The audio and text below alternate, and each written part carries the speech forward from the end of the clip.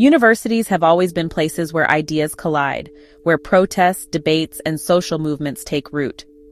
But lately, as tensions on campuses rise and public pressure builds, their role is starting to shift. So here's the question. Is it time for universities to exit the chat?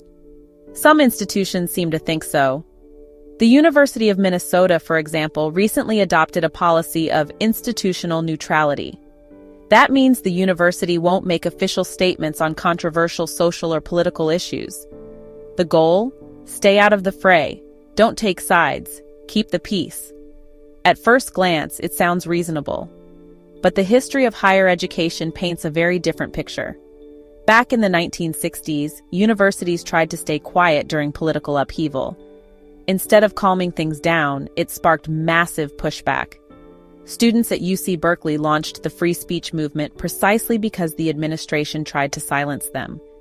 At Kent State, enforced silence turned into catastrophe.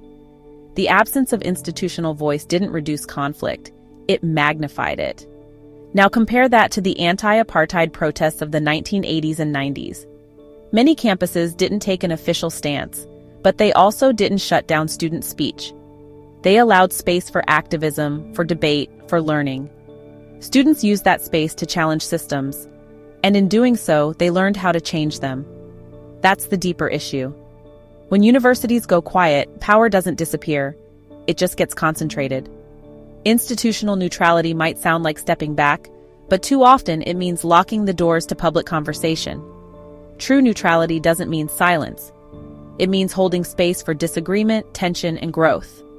That's not easy, but that's the work. So, no, it's not time for universities to exit the chat. It's time for them to remember why they were in it to begin with.